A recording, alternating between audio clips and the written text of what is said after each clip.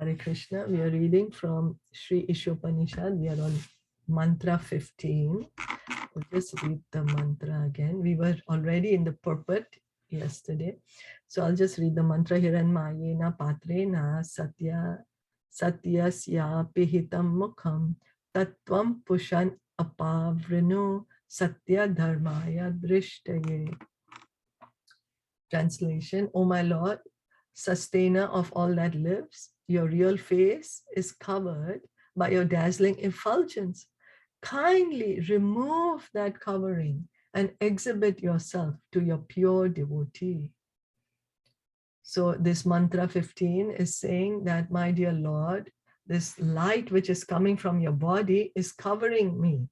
I cannot see anything beyond this light. Kindly remove this light so I can see your face. I can see your real face. I can understand the supreme absolute truth in truth. So reading from the purport by Srila Prabhupada, since it is said that Lord Krishna never leaves Vrindavan Dham, one may ask how he manages the affairs of the creation. So we say Krishna never leaves Vrindavan. Then how this creation is happening? This is answered in the Bhagavad Gita, chapter 13, verse 14 to 18. The Lord pervades the entire material creation by his plenary part known as the Paramatma or Super Soul. So even though Krishna is there in Vrindavan, he's always there in Golok Vrindavan, eternally there. Then how is he in the material creation? As the Paramatma, as a Super Soul. Paramatma is a feature of Krishna. Krishna as the Paramatma is there. Although the Lord personally has nothing to do with material creation, maintenance, and destruction, he causes all these things to be done by his plenary expansion, the Paramatma. Every living entity is known as Atma, soul, and the principal Atma who controls them all is Paramatma, the super soul. So Krishna does not need this material world. He has nothing to do with this material world. His house is in the spiritual world. He lives in the spiritual world. Then why does he create this material world? For us. We say, oh, Krishna, I don't want to be with you. In the spiritual world, there is Krishna everywhere. So then he says, okay, I'll create this material world for you. And there you can pretend that I don't exist. You can pretend that you are God. So this is the reason he creates the material world. And also to give us the understanding, gradually we begin to understand, oh, that's right. I actually belong to the spiritual world. I do not belong to this material world. I need to go back. I have a relationship with Krishna. And so then how is this whole material world being manifested, maintained, destroyed? It's by Paramatma. Krishna as the Paramatma is entering into each and every atom of the universe.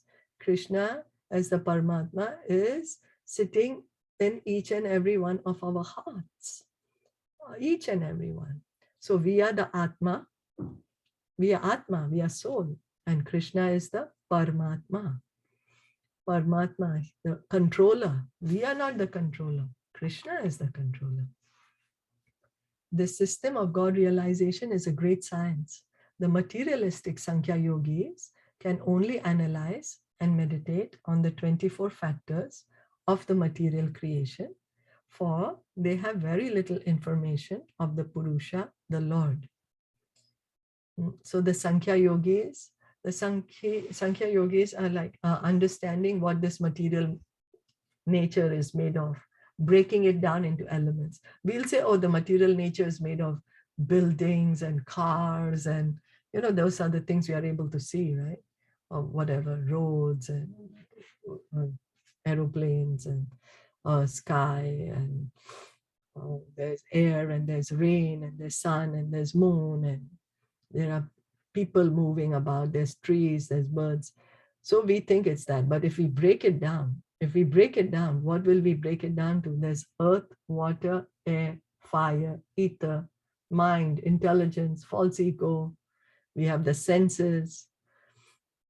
We have the senses, then we have the objects of the senses, and then we'll say there is the soul and the Mahatattva, the whole, all the ingredients. But the Sankhya yogis do not understand, they don't have much information. Who is the creator of all this? Who's put all these things together? And the impersonal transcendentalists are simply bewildered by the glaring effulgence of the Brahma Jyoti. So the impersonal transcendentalists,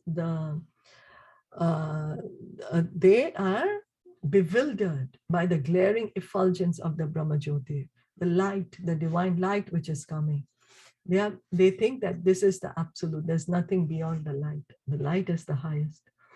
If one wants to see the absolute truth in full, one has to penetrate beyond the 24 material elements and the glaring effulgence as well.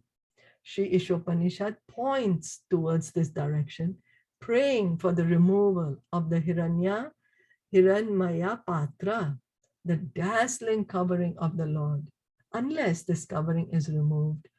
So one can perceive the real face of the personality of Godhead.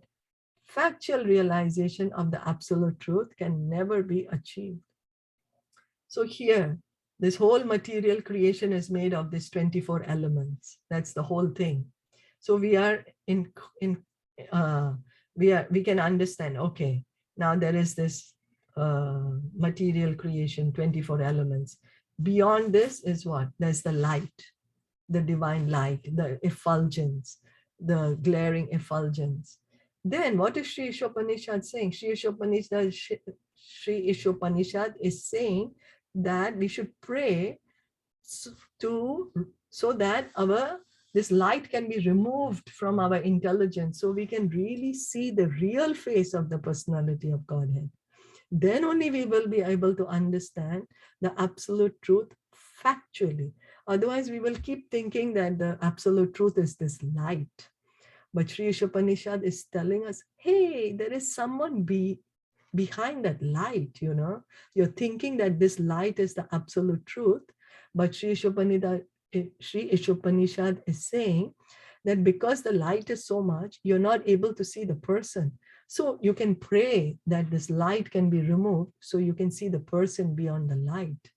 It's like this, you know, when we switch on a powerful light, then we might be able, and if we are just looking at the light, we cannot see the bulb where the light is coming from.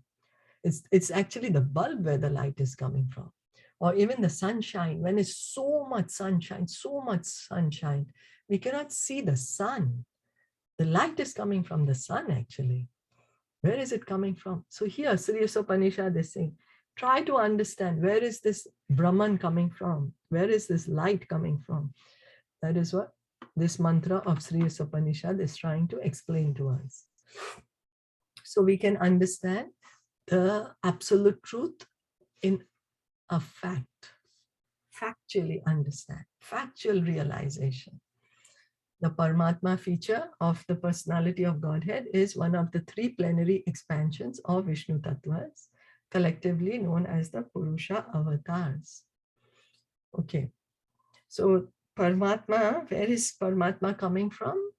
Paramatma is an expansion of Vishnu. There are three Vishnu avatars: Mahavishnu, Garbhadakshay Vishnu, and Shirodakshay Vishnu. And the Paramatma, and all three of them are called collectively, they are called Purusha avatar. That's how the whole creation is being maintained, created, maintained, and destroyed by these three Purusha avatars. So one of these Vishnu Tattvas who is within the universe is known as Shirodakashay Vishnu. He is the Vishnu among the three principal deities, Brahma, Vishnu, and Shiva. And he is the all-pervading Paramatma in each and every individual living entity. So where is this Paramatma coming from? Because we hear many people say, oh yeah, Paramatma hai, Paramatma, yes, but we don't know. Here there's clear information giving. Who is this Paramatma? Where is this Paramatma coming from? So Paramatma is a feature of Kshirodakashayi Vishnu, who is one of the Purusha avatars. And then Kshirodakashayi Vishnu, and we know the trinity of gods, for example, Brahma, Vishnu, and Shiva. We know that, yeah? So Lord Vishnu is the most important. He's the main. He's the main. And it is this Vishnu, Kshirodakashayi Vishnu, who is the Paramatma. In each and every atom, is in all of our hearts, everywhere. The second Vishnu Tattva within the universe is Garbhodakashayi Vishnu, the collective supersoul of all living entities. So we said there are three Purusha avatars. So one is the Kshirodakashayi Vishnu, who is inside each and every atom of the universe, inside our hearts. And then there is Garbhodakashayi Vishnu. He's also within the universe. He's inside the universe, but collective super soul of all living entities. Collective, you know. Garbhodakashayi Vishnu is there lying on the Garbhodaka ocean. And when Brahmaji sleeps at night, all the living entities enter his body. Beyond these two is Karanadakshayi Vishnu, who lies in the causal ocean. He's the creator of all the universes. So we can try to understand in this way. Karanadakshayi Vishnu, he's also called Mahavishnu. He's sleeping on the Karana ocean, the causal ocean. When he breathes out, from his breathing, millions of universes come out from his pores of his body. Then the same Karanadakshayi Vishnu, he enters into each and every universe as Garbhodakashayi Vishnu. And then he lies down, he fills each and every universe with water, called the Garbhodaka ocean, lies down on that water as Garbhodakashayi Vishnu. Then from his navel comes a lotus flower. Lord Brahma sits on it. And then the whole creation happens within the universe. The planets are made, everything. And we living entities are given our body. And then the same Garbhodakashayi Vishnu enters into each and every atom of the universe, into the heart of every living entity as Kshirodakashayi Vishnu. So all these three, Garbhodakashayi Vishnu, Mahavishnu, and Kshirodakashayi Vishnu, they are collectively called the Purusha avatar. And this whole material creation, maintenance, and dissolution is happening with them. They are the ones who are doing it. And who is their source? Is Krishna. Krishna is the source of all these three. So there's a more detail given in Srimad Bhagavatam about it. But this was just kind of a summary. So he's the creator of all the universes. The yoga system teaches the serious student to meet the Vishnu Tattvas after going beyond the 24 material elements of the cosmic creation.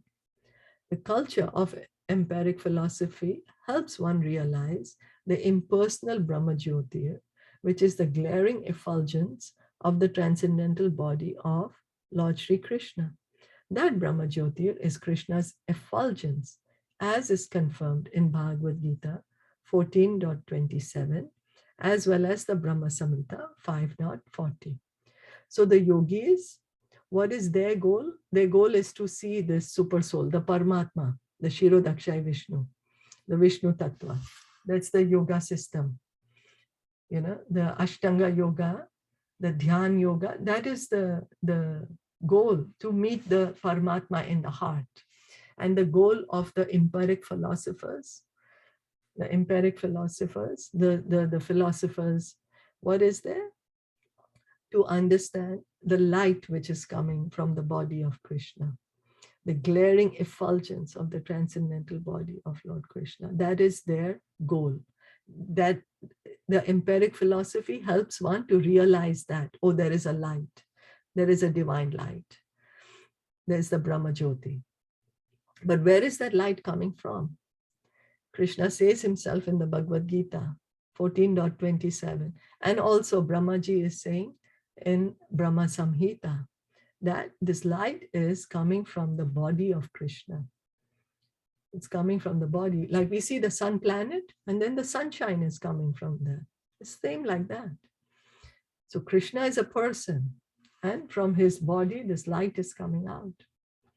Yasya prabha prabhavata jagat andakoti koteshu ashesha vasudhadi vibhuti bhinnam tad brahma nishkalam anantam ashesha bhutam govindam adipurusham tam aham bhajami.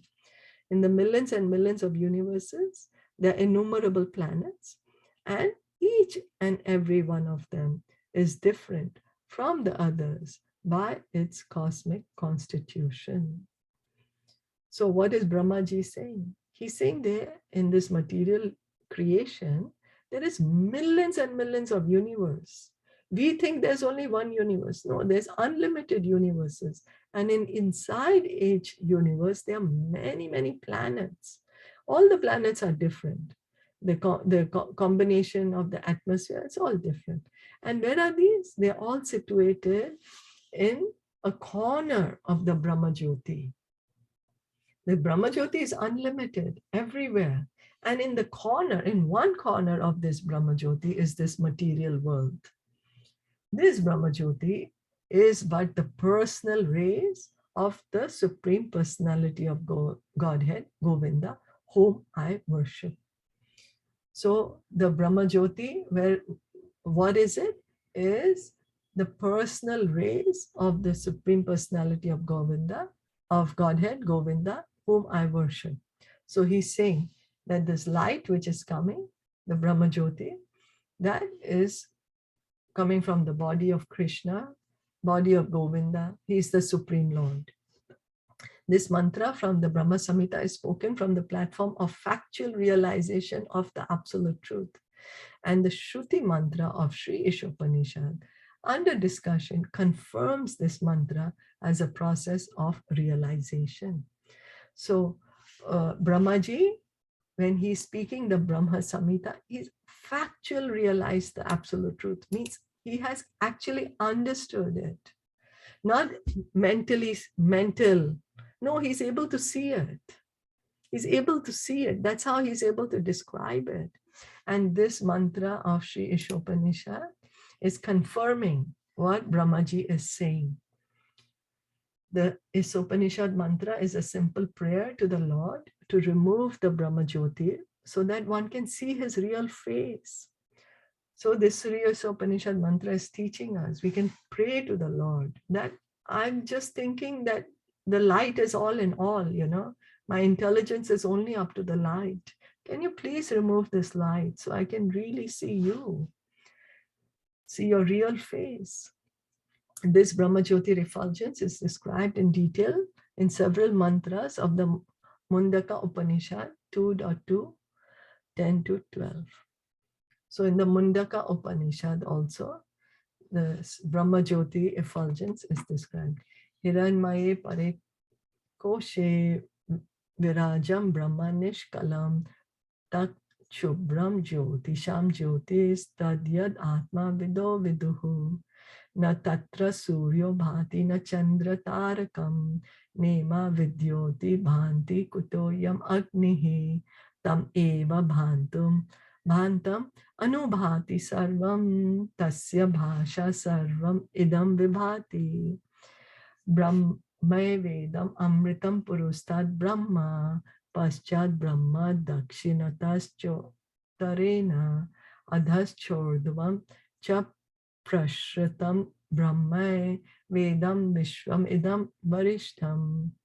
In the spiritual realm, beyond the material covering, is the unlimited Brahman effulgence, which is free from material contamination. So the Mundaka Upanishad is speaking about the Brahma Jyoti. So it's saying in the spiritual realm, means beyond this material creation, beyond, it's not material. In the spiritual realm, what is there? There is this unlimited Brahman effulgence. There is this light, the Brahma Jyoti, which is unlimited. It is spiritual, not material. Unlimited, expanding everywhere. And there is no material qualities there. There's no material quality.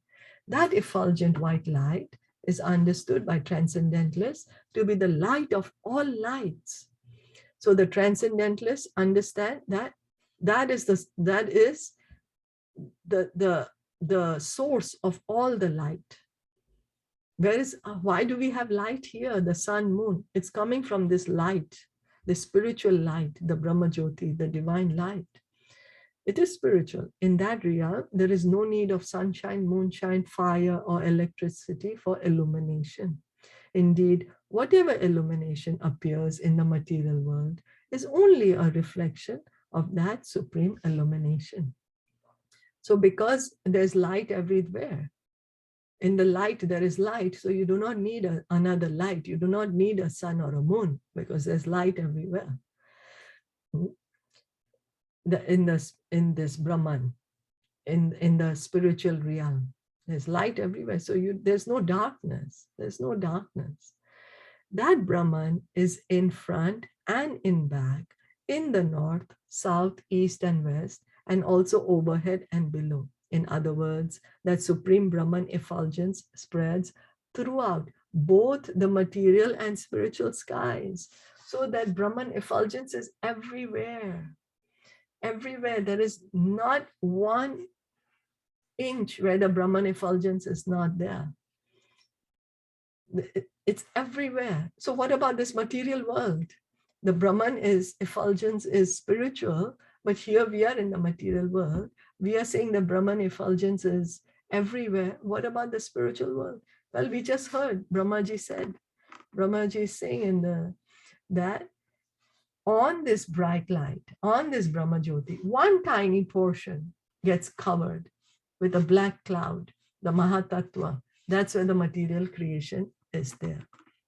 So everything is resting on the Brahman. Even this material world is resting on the Brahman. Yeah, there is nothing that cannot rest on the Brahman. Everything is there. So perfect knowledge means knowing Krishna as the root of this Brahman effulgence. Now, okay, we understand that this light is everywhere. The Brahman effulgence is everywhere. But where is the light coming from? Where is it coming from? So perfect knowledge. The body of Krishna? Yes, that's right. Thank you. That's right. That's coming from the body of Krishna. This knowledge can be gained from such scriptures as Srimad Bhagavatam, which perfectly elaborates the science of Krishna. In Srimad Bhagavatam, the author, Srila Vyasadeva, has established that one will describe the supreme truth as Brahman, Paramatma, or Bhagavan, according to one's realization of him. So in Bhagavatam, Vedanti Tat Tattva Vidas, Vyasadeva says, Brahmatmeti, Paramatmeti, Bhagvaniti, Shabdayate, that the learned transcendentalists call this non-dual substance as Brahman, Paramatma, or Bhagwan. What does it mean? That those who are trying to understand transcendence, those who are trying to understand the truth, some of the people's realization of the truth will be up to this Brahman, this light. Some of the people's understanding will be up till the Paramatma, and some understanding will be as the person, Bhagavan. Srila Vyasadeva never states that the supreme truth is a jiva, an ordinary living entity. The living entity should never be considered the all-powerful supreme truth. If he were the supreme, he would not need to pray to the Lord to remove his dazzling cover so that the living entity could see his real face. So the Lord is the Lord. The Lord is not Jiva. We are Jiva. We are ordinary living entity. We are not Lord. We are not Lord. If we were all absolute powerful, we were the supreme truth, why are we praying? We don't need to pray. We don't need to pray then, right? But we are not the absolute truth. We are not the supreme truth. We are Jivas. The conclusion is that one who has no knowledge of the potencies of the supreme truth will realize the impersonal Brahman. So we understood that there's three, Srila Vyasadeva says that people have, according to their own realization, people understand the supreme truth.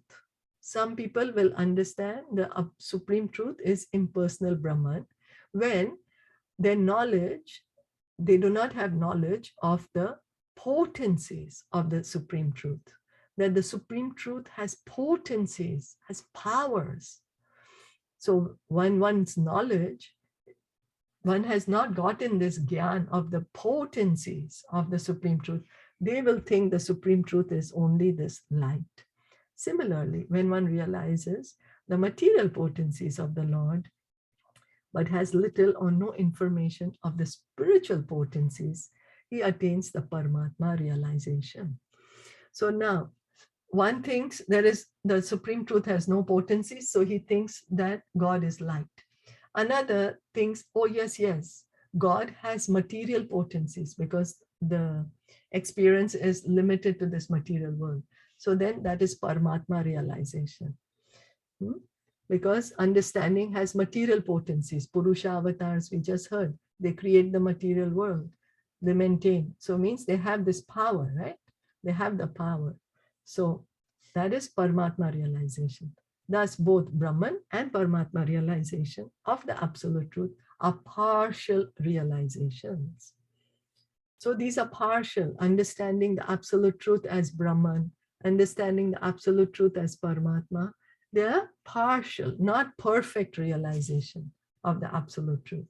However, when one realizes the Supreme Personality of Godhead, Sri Krishna, in full potency, after the removal of the Hiranmaya Patra, one realizes Vasudeva Sarvam Iti. Lord Sri Krishna, who is known as Vasudeva, is everything. Brahman, Paramatma, and Bhagwan. He is Bhagwan, the root, and Brahman and Paramatma are his branches.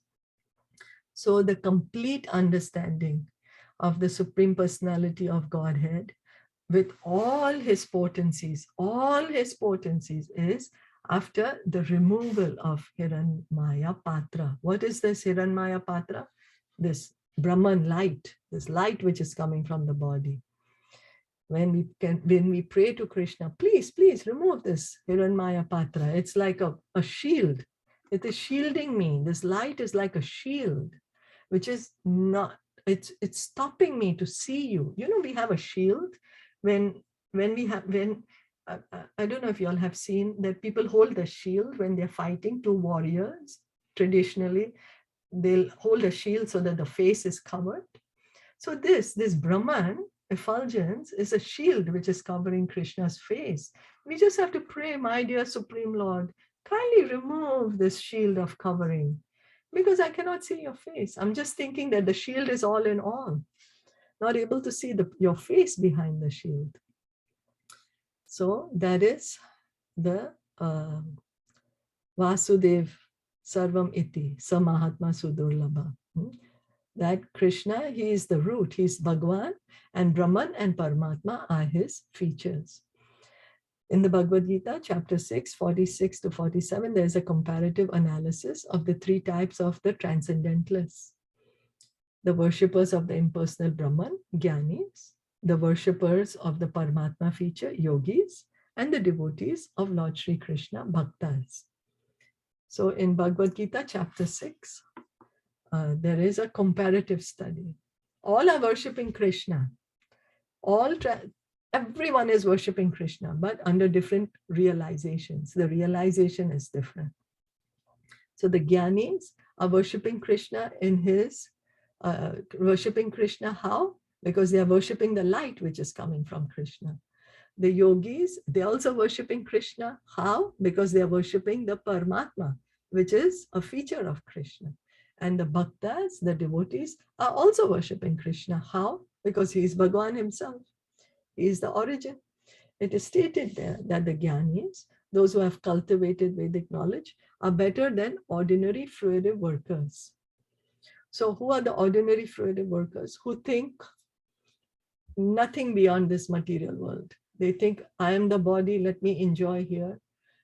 Let me enjoy how much ever I will work, I will enjoy, just remain in the material world. So a jnani is better than that, because jnani is trying to cultivate knowledge. What is the truth? Let me try to understand. There should be something beyond this material nature. So jnani is better than ordinary karmis, just working for sense gratification. Then yogi is greater than jnani. Why yogi is greater than jnani? Because a yogi is able to reach the Paramatma, which is a higher feature. He's able to understand the truth more. He's able to understand, oh, he has created this material world. He has this material potencies, you know. And then that among all the yogis, those who constantly serve the Lord with all the energies are the topmost. So the best of the yogis is the bhakti yogi. The bhakti yogi who is always thinking of the Supreme Lord. Always thinking of the Supreme Lord. And not only thinking, but engaging in the service of the Supreme Lord. All the energies are going to serve the Supreme Lord. And the bhaktas are the highest. That is what Krishna is saying in Bhagavad Gita. In summary, a philosopher is better than a laboring man. So a laboring man, one who just knows, I need to work, I need to eat, sleep, mate, and defend. I don't want to know anything beyond that. So better than that is a philosopher. Philosopher, he's trying to think. What is the meaning? What is there? What is not there? Mystic is, and philosopher also here means to say that the Brahman, understanding that we are not the body, but everyone is a soul. So that is the philosopher also, if they can reach up to that level though. And then a mystic is superior to a philosopher. So the mystic means who has realized the Paramatma in the heart. He's already connected himself with the Paramatma. So one who reaches the Brahman effulgence, Aham Brahmasmi, I am the soul, is better than one who's just thinking I'm the body. And then one who is understood, yes, I'm the soul, but there is also a super soul. Yes, I'm Atma, but there is also a Paramatma. That yogi is higher than the jnani who is just thinking, I am the soul. Who is better than just thinking, I'm the body. Yeah. And then he who follows bhakti yoga, constantly engaging in the service of the Lord, is the highest. So the yogi realizes, I'm the soul and there is a super soul. But the bhakti yogi is the highest. Why? Because he understands, oh, I'm the soul, there is a super soul, and so I have a relationship with him. I have a loving relationship with him. Let me act in that relationship. So that's the highest, because that's the original position. So Sri Isopanishad directs us toward this perfection. So this is Sri Isopanishad is bringing us gradually. We are seeing how Sri Isopanishad is gradually pointing us to, bringing us to Krishna. Yeah. Any questions or comments?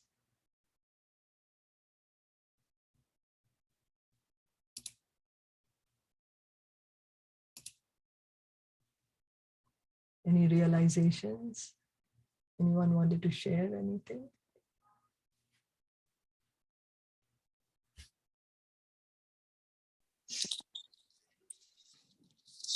Hare Krishna. Yeah. So then personalists are better than the normal fruitive workers. That's right. And then why the yogis are better than the